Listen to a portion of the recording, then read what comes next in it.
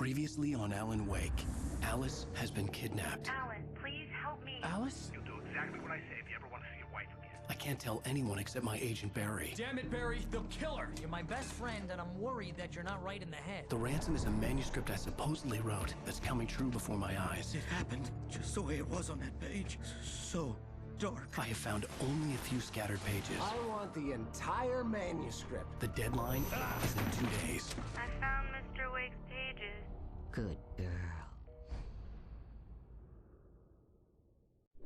How the hell did she get her hands on the manuscript anyway? I don't know. She's resourceful. I told you were too hard on her. Listen, I found out all sorts of interesting stuff while I was digging around. Yeah. Mr. Wake, it's Sheriff Breaker. We have an FBI agent here, Agent Nightingale. FBI? He's anxious to see you. You'd better come to the station. Okay, I'll be right over, Sheriff. Let's make this quick, huh? Help you folks? Name's Randolph. I'm the manager. We're looking for Rose. Works as a waitress down at the diner. Rose, sure. Nice girl. Who wants to know? I'm Alan Wake. The writer, huh? I heard on the radio you were visiting. Well, I'll show you her trailer. That Rose, she's a nice girl. Always pays her rent on time. As I was saying, Al, I found all sorts of weird stuff from the local newspaper's archives. This place is crazy. Disappearances, mysterious deaths, urban legends come true, and get this, most of this stuff takes place around Cauldron Lake. Well, you ain't wrong, mister. The Indians thought the lake was a doorway to the underworld. I'm the God-fearing type myself. I don't hold with that sort of thing. Yeah, okay. Anyway, there was an island there owned by a guy called Thomas Zane. Now, some of the articles I found about him make him out to be a famous writer, but I ran a bunch of searches, couldn't find a single thing he wrote.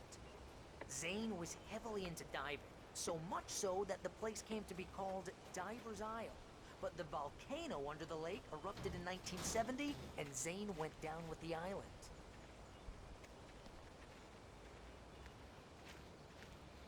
Yeah, how about that? It was there in the morning, as if it had fallen from the sky. But it would take a tornado to lift something like that. We're damn lucky it didn't crush any of the trailers.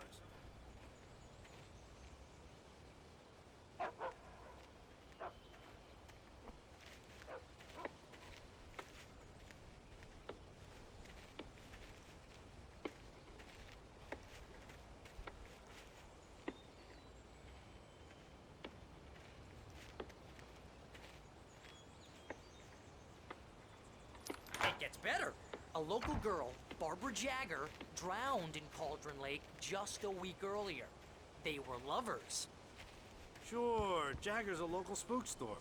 The Scratching Hag comes for you in the dark. Childish stuff like that. Anyway, Al, I'm just getting to the best part.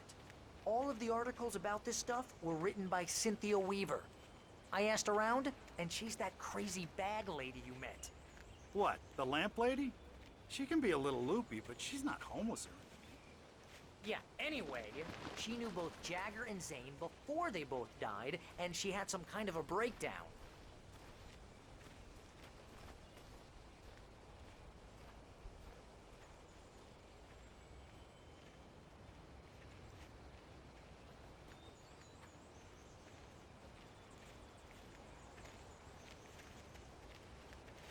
Well, mister, this here's Rose's trailer. You mind me asking what you want with her? We're just here to talk to her, pal.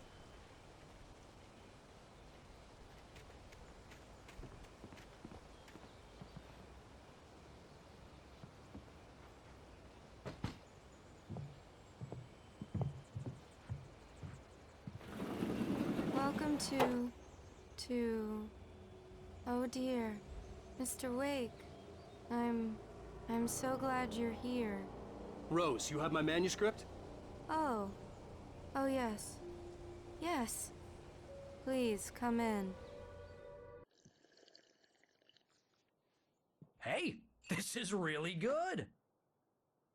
Rose, Yes, my manuscript. I really need it. I understand. I know what you need. A muse to inspire you. Oh, for Barry, She doesn't have anything. Yeah, hey, Al? Al, what's... Oh... Barry! What? What?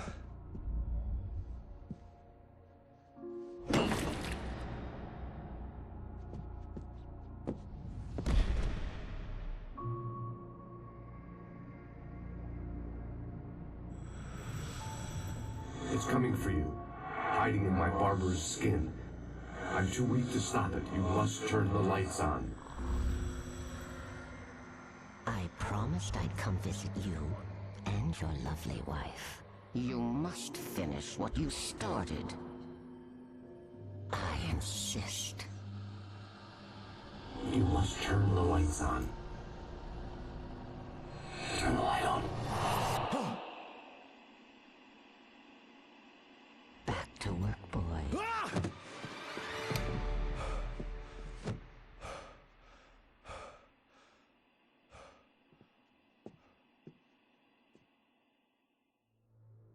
I felt nauseous, hungover. Only anger kept me going. I can't tell reality from dream anymore, but it seems I have an imaginary editor to help me. She's an old woman in a funeral dress. I call her Barbara Jagger. She's very strict. I'm writing faster and faster. My manuscript is being heavily revised. The edits are getting very aggressive, and each day there's less of me and more of her. I hate it, but I know she's right. She promises me I can save Alice this way. She knows more of this than I do. About the complex incantation I'm attempting. About this place. She's worked with another writer under similar circumstances, Thomas Zane. The genre of the story seems to be shifting. It's turning into a horror story. I'm getting close. I can feel it.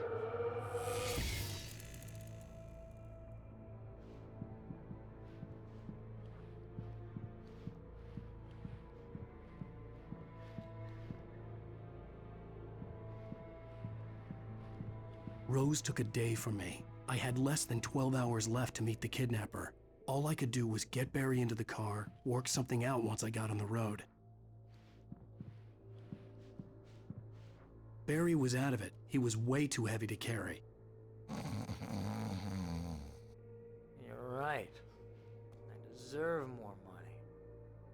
I'm so handsome. Welcome to the Oh Dear Diner. What can I get you today? Coffee? I couldn't work up much hate for Rose. Something had used her to get to me and left its mark. First refill is free. Milk and sugar on the counter there. Would you like to hear today's specials? Thank you. A nice day. Come back soon.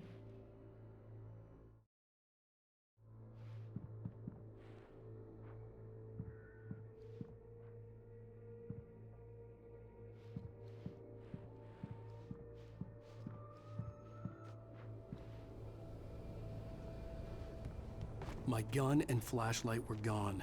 I'd have to find a way to get Barry into... Mr. Randolph liked Rose. That little smile she had.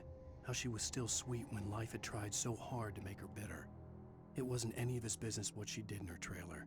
But those strangers, the writer and his smart-ass sidekick, looked like trouble. And they'd been in there for hours, way past her normal bedtime.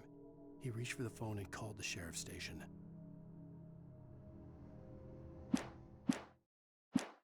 The car as quickly as possible. There was no time to waste.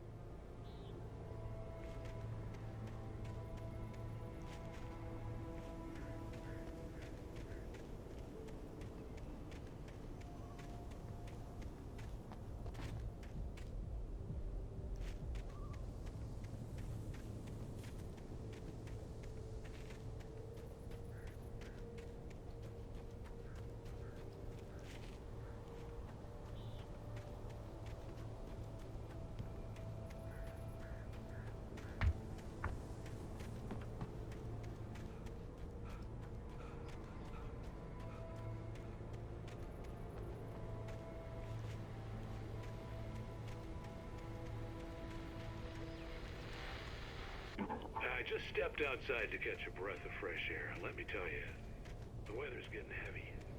Nights like this make me especially glad I'm here talking to you and not...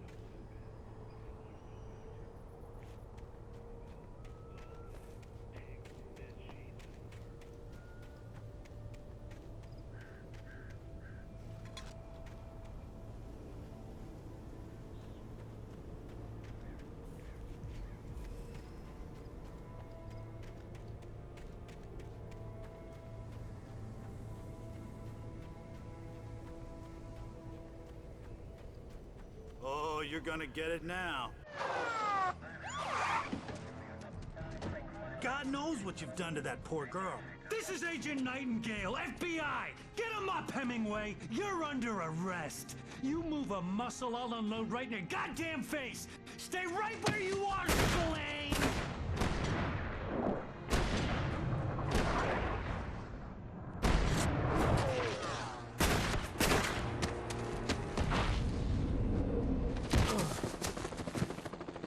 What are? I'm standing right here, you goddamn maniac!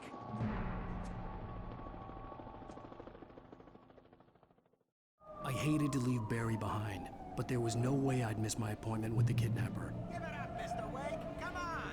Make it easier. Get after him. Don't let him get away. Move it, move it, move it! I'll have you shot if you let him get away.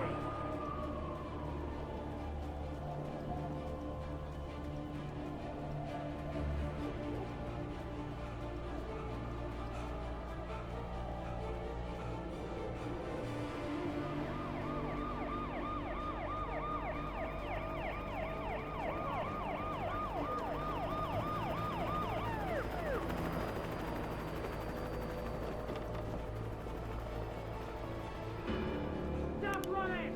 Please!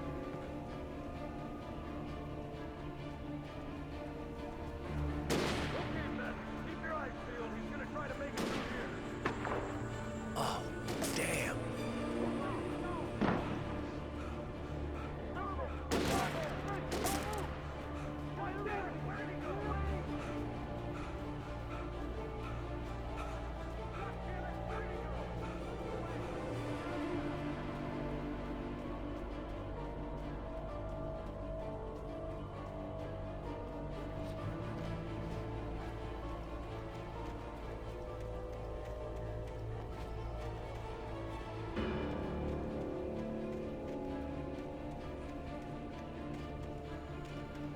He's gone. Come on, guys. We need to head him off. For decades, the darkness that wore Barbara Jagger's skin slept fitfully in the dark place that was its home and prison. It was hungry and in pain. It dreamed of its nights of glory when the poet's writing had called it from the depths and given it a brief, terrible taste of power and freedom. The rock stars had stirred it from the deep sleep the poet had sunk it back to in the end. When it sensed the writer on the ferry, it opened its eyes.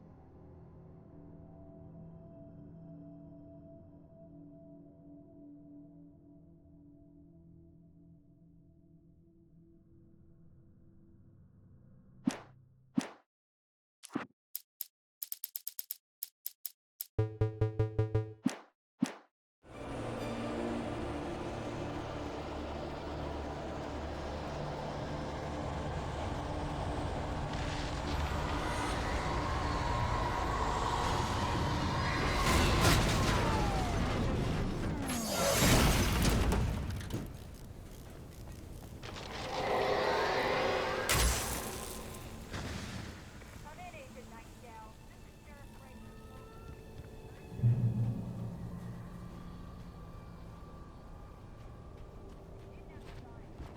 Civilian instead. Over.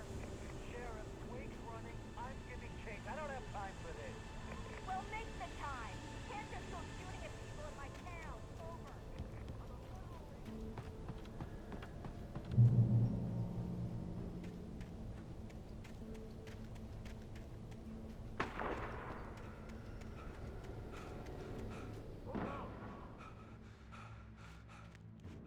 Search the area.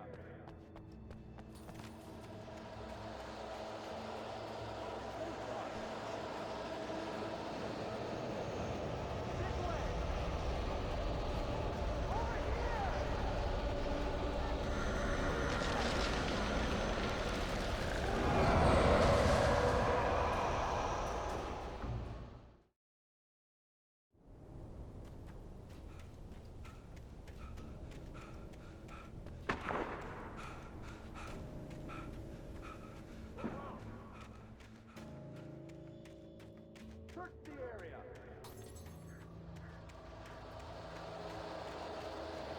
Stay sharp. This way.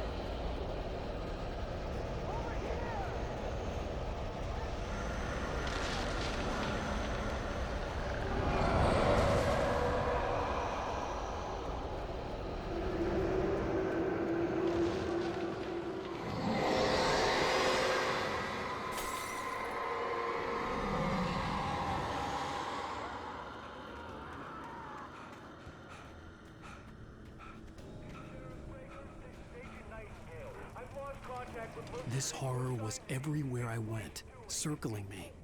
The cops didn't stand a chance. They were after a writer, not a monster.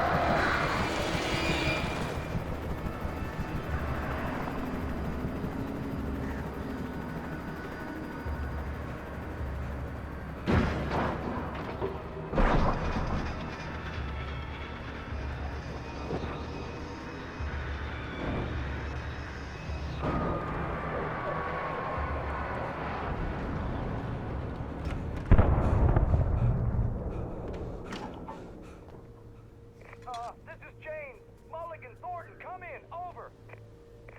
Thornton here. James, we got both Wheeler and Rose in custody. They didn't put up a fight or anything. But anyway, hey, come on. Sit down and give me that. James, Mulligan here. Over. Go ahead, Mulligan. Over. We got Wheeler and Rose here. Wheeler's drunk or hopped up on something. Speaking of which, that Fed had a pretty distinctive whiff of Otis Scotch about him, you know what I mean? Over. I don't have anything on that, Deputy Mulligan. Over. Well, whatever. Anyway, Rose is just being plain weird here. You better get Doc in and take a look at both. Over. Gotcha. You better get them here quickly. The Fed's gonna want to interview Wheeler. Over. Oh, yeah, I bet it does. Looks like they have a lot in common. Mulligan out.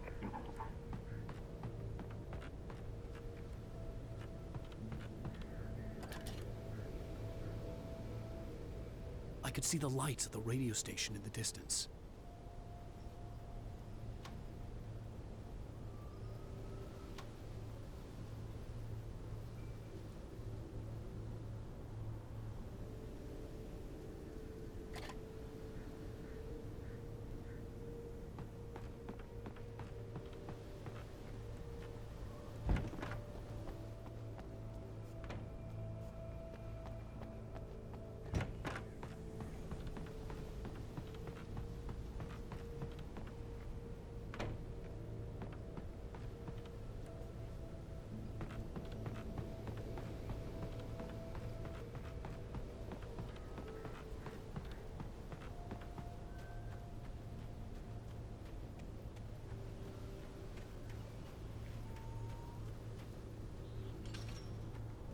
I imagined that the broadcast tower in the distance was part of the local radio station.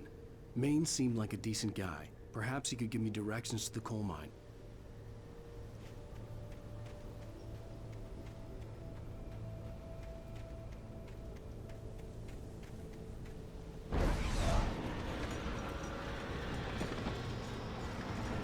Unnatural shadows clung to the gate.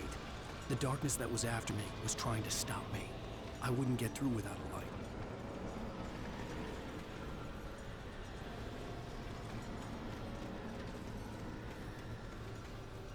There was no power to the searchlight.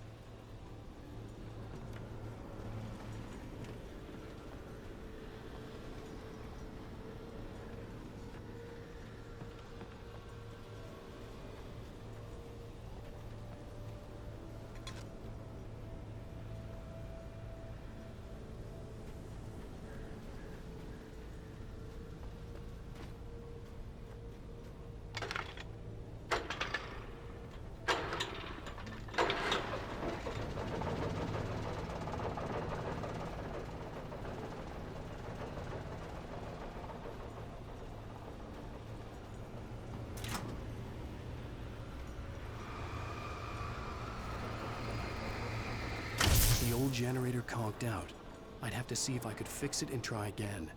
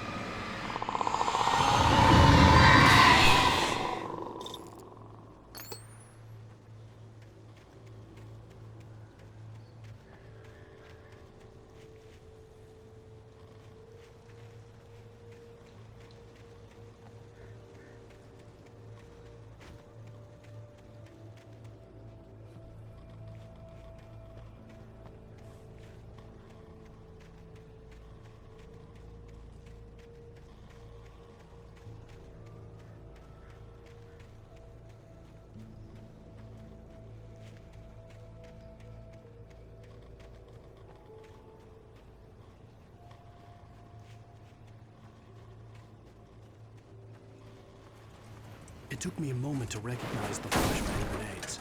They were an ideal weapon for my situation. Team 1, come in. Over. Team 1, this is Sheriff Breaker. Report. Over. Team 2, come in. I need a report. Over. Come on, guys. Talk to me. Come in, please. Over.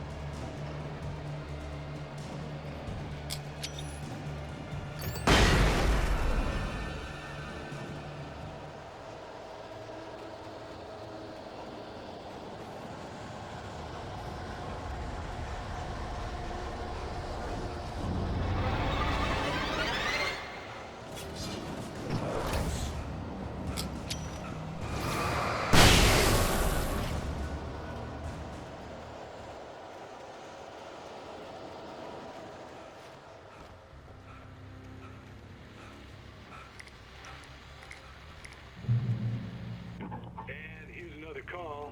You're on KBF-FM with Pat Maine. It's Milt Peabody, Pat. What's on your mind, Milt? Well, I live near the trailer park, Pat, and there's a big ruckus going on over there. Well, that's just up the road from me, too. What's going on, do you know? I don't know, but there's a bunch of police cars there, lots of sirens, a helicopter buzzing around, and I think I heard some gunshots. Gunshots? Yes, sir, like from a pistol. So can you find out what's popping off guns there? They're still shooting? No, it was maybe 10, 15 minutes ago. It sounds serious, Pat. I'm telling you, it don't sound like no party.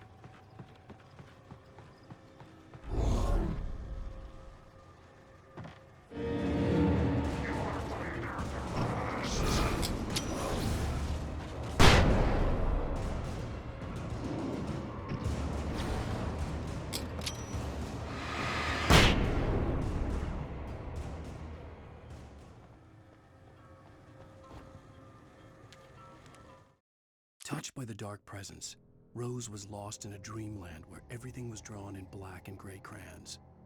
The old lady had promised her that all her wishes would come true. She would be Alan Wake's muse. She was smiling so hard it hurt her face. She crushed a bottle full of sleeping pills into the coffee. Deep down inside, she was screaming in terror.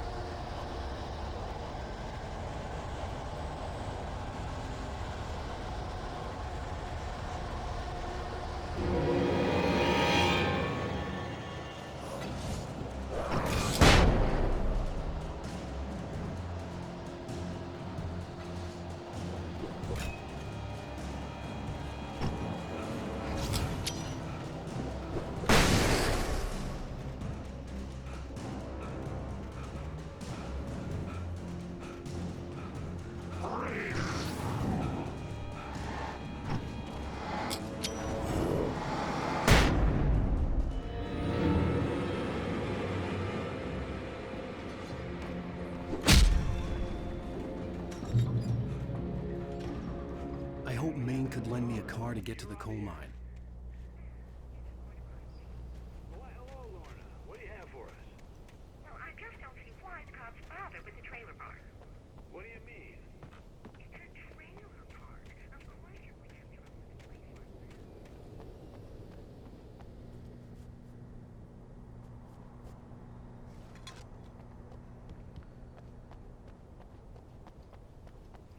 I'm sorry, but my granddaddy settled his bright balls in 1911. Well, thank you very much for that, compassionate viewpoint. I had no idea how to get to the coal mine. Maine would know, and I had a feeling I wouldn't get a chance to ask anyone else anytime soon.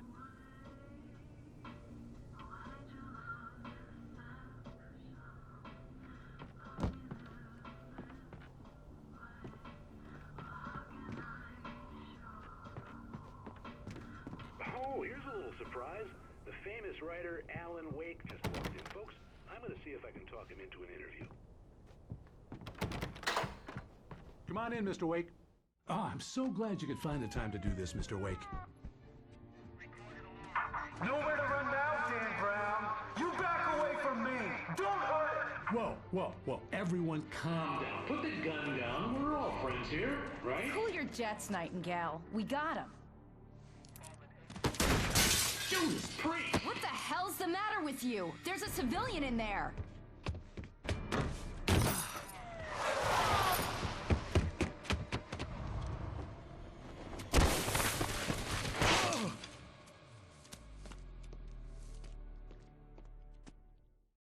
I'll get you yet, even if it kills me. You hear me? You hear me, H.P. Lovecraft? I had fallen off so many cliffs it was ridiculous. That's what you get for naming a book The Sudden Stop. It was probably good I hadn't had the chance to tell Maine where I was going. I'd have to lose the cops and find my own way to the mine. Nightingale stared through the broken studio window into the dark woods. He turned around, started to walk out, but Maine grabbed his arm. "Young man, you almost shot me. You don't shoot off rounds at people like that. What's the matter with you?" Nightingale shook his arm free, marched out. His cheeks burned with rage and humiliation.